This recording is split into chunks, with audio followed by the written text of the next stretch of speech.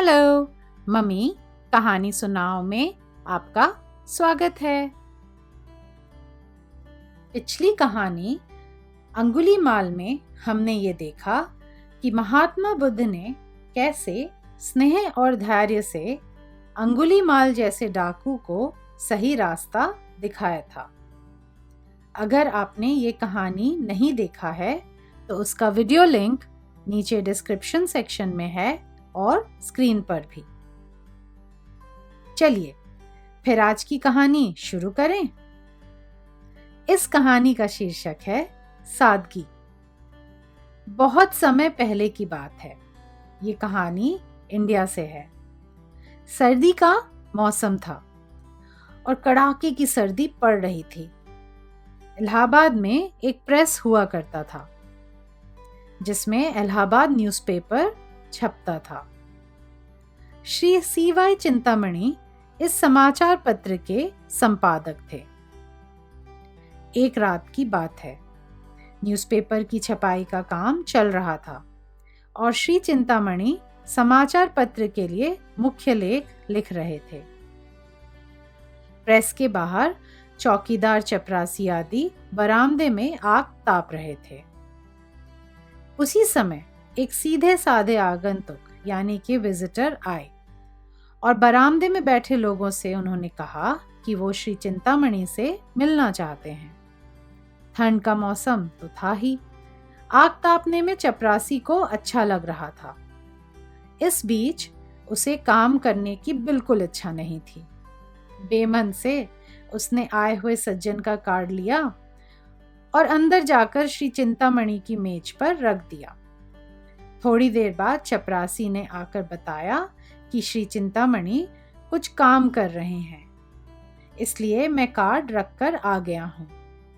ये बात सुनकर आगंतुक धैर्य से इंतजार करने लगे।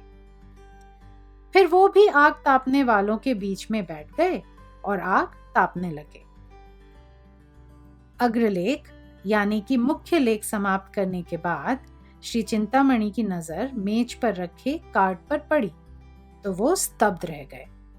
उन्होंने चपरासी को नहीं बुलाया और खुद ही जल्दी जल्दी पूछताछ करने प्रेस के बाहरी दरवाजे पर आ गए। उन्हें बाहर देखकर आग ताप रहे कर्मचारियों में हलचल मच गई। चिंतामणि चपरासियों से कुछ पूछते इससे पहले ही उन्होंने आगंतुक को देख लिया और भाव विभोर होकर उनसे मिले।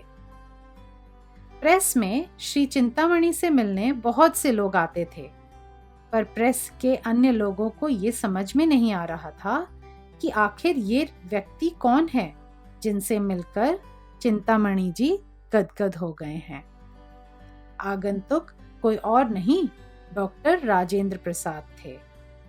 चिंतामणि जी ने डॉक्टर प्रसाद के सामने शर्मिंदगी जताई और माफी मांगा उन्हें इंतजार कराने के लिए।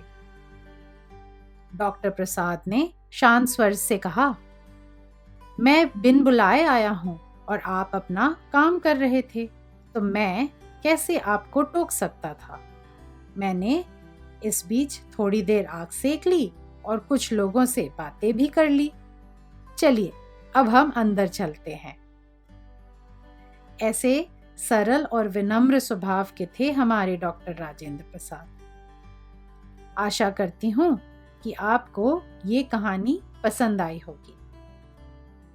आइए देखें कि इस कहानी से हमने क्या क्या सीखा। पहली सीख, हम में विनम्रता होना चाहिए।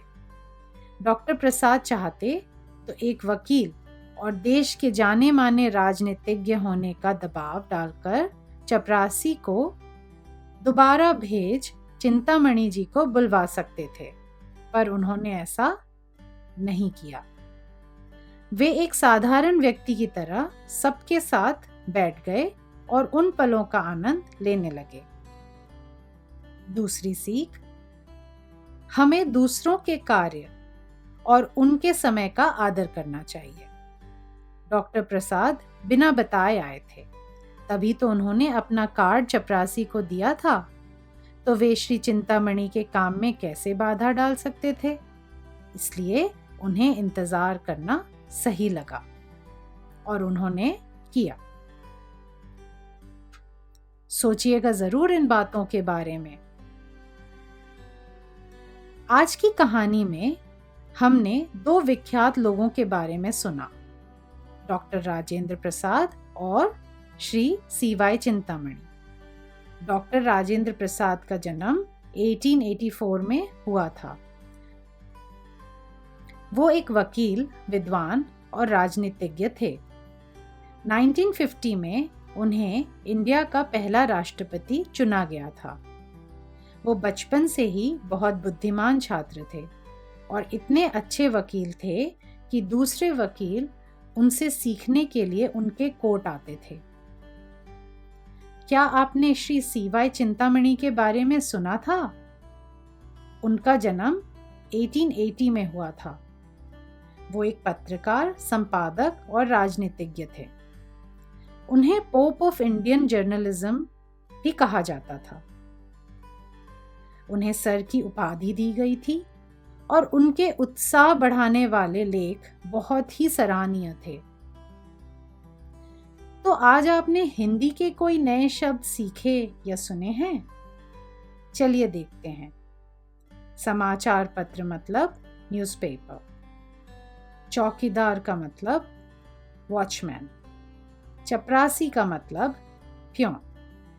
मेज का मतलब टेबल। संपादक का मतलब एडिटर। और भी कई सारे शब्द थे। मैं ये चाहूंगी कि आप उनका मतलब कहानी से समझें और ढूंढें। थैंक यू इस कहानी को सुनने के लिए।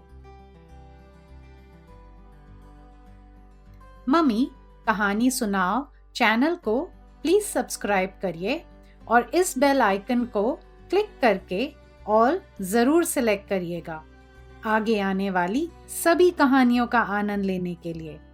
लाइक और शेयर जरूर करें और नीचे कमेंट सेक्शन में अपना फीडबैक देना ना भूलिएगा। सी यू सून।